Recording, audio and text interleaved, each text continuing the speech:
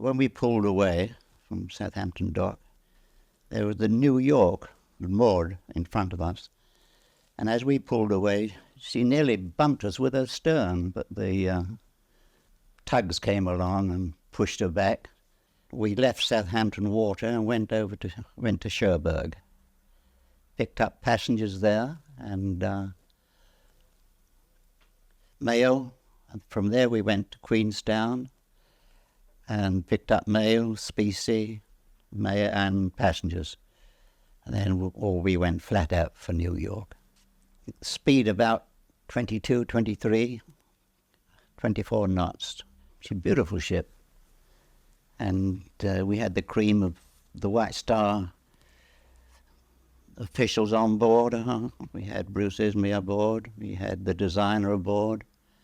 And we had 12 millionaires aboard and their wives. And, well, everybody was set to enjoy themselves. And after the third day, we had messages coming in about ice and icebergs, but we didn't seem to take much notice of that. We went flat out. And of course, on the night of the 14th, she hit a berg. And really, we should have been 300 miles away from where we were. I was in my cabin then. We had a cabin for 6. And we were discussing what we'd do when we arrived back in Southampton. All of a sudden, she came to a halt. There was no impact as such. It was just like jamming your brakes on a car. And that was that. She stopped. We had a porthole open, and I looked out, and the sky was clear, the stars were shining, the sea was dead calm. And I thought, I don't know, I couldn't understand it. So I came out of my cabin, and I thought, oh, I'd go forward. And I went forward to the well deck on the starboard side, and I could see ice in the well deck. There's no sign of iceberg then, because she'd passed us. And the lights were shining on the water from the portholes, and no sign of damage above waterline. And of course, what had happened, we slipped over the iceberg. And although she was supposed to be unsinkable with a double bottom, the iceberg had cut her from forward on the starboard side to the engine room, almost amidships, right through her 2 bottoms. Andrews and Bruce Ismay and the captain were together discussing this, and Bruce said to Andrews, how are things down below? And Andrews said, she's going to sink, sir. Well, then things did begin to happen because the water was rushing in, and we had orders to get the lifeboats out. And of course the same old order, women and children. And we swung the lifeboats out and gradually filled them up. First boats were away on the port side. The first boats away didn't have many passengers on board. They were afraid to go down. There was a 70-foot drop to the water, and they didn't think she was going to sink. And a few of the first boats on the port side got away with half filled. Don't forget, we had 16 lifeboats, and they each carried 50. And if they'd been filled, we could have saved 800, whereas we only saved 500. So you can imagine there were many seats in the first lifeboats vacant. Then I had orders to go down the storeroom with a gang of men and get all the biscuits we could find and bring them up to the boats and distribute around the boats. Well, when we got back up onto the boat deck, we couldn't get near the lifeboats. There were 3 boats up there that were full of passengers and mixture of crew, I suppose. And we couldn't get them down because she had sort of list to port. You can imagine halfway down she would have hit the ship's side.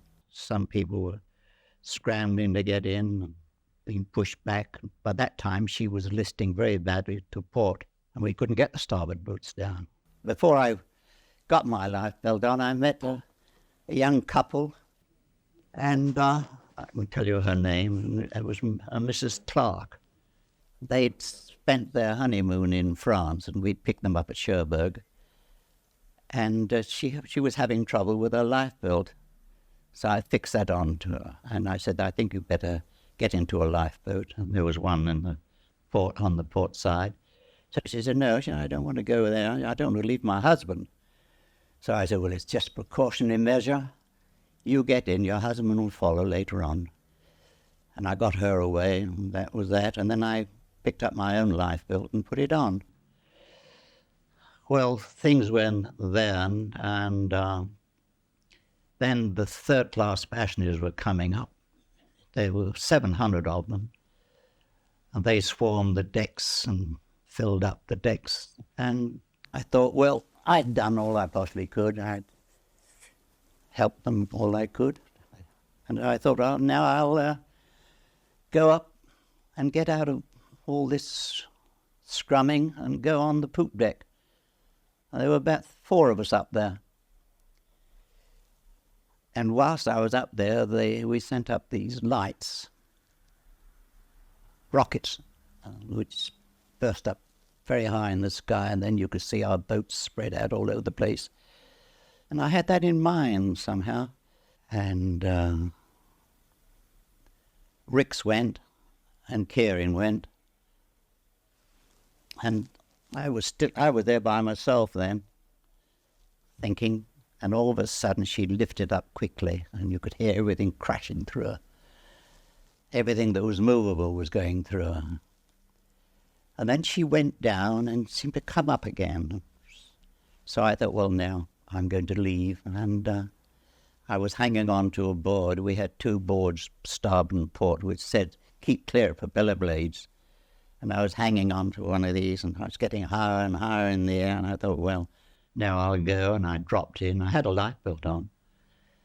And I hit the water with a terrific crack. And luckily, I didn't hit anything when I dropped in. There were bodies all over the place. And then I looked up at the Titanic. So the propellers were right out of water. The rudder was right out, and I could see the bottom. And then gradually she glided away, and that was that. That was the last of the Titanic. I didn't want to die. I mean, I didn't see much chance of living, but I was gradually getting frozen up. And by the grace of God, I came across a lifeboat, and they pulled me in. And there was a fireman dead in the bottom. There was about a foot of water in this boat. There was another man who he seemed to be trying to get away from it again. I don't know what was the matter with him. They were tying him down. And the rest were women and children. And I sat on a seat, and I sat next to Mrs. Clark, the girl I'd put into a lifeboat. And she said, the first thing she said, have you seen my husband? So I said, no, I haven't. But I expect he'll be all right. Anyway, I was in a pretty bad way then, as you can imagine. Frozen solid almost. And she wrapped me round with a cloak. She had some sort of blanket or a coat on. Anyway, I think she probably saved my life, I don't know. But I saved hers. At least I think I might have done. I think I did. And she saved mine. I believe you've even got a watch that you were wearing at the time when you went into the water. Yes. Oh, we're going to sell me an old gunmetal watch. But I couldn't afford anything better in those early days. Here it is. This one. What does it show us? That says 2:20. What time was it when you went into the water, do you think? I think about 2:00. I think it lasted. It was frozen up like I was. I think it lasted for about 20 minutes in the water. Does talking about this incident bother you like you have been today? Talking about it? I should probably dream about it tonight. Have another nightmare. You'd think I'm too old for that, but you'd be amazed.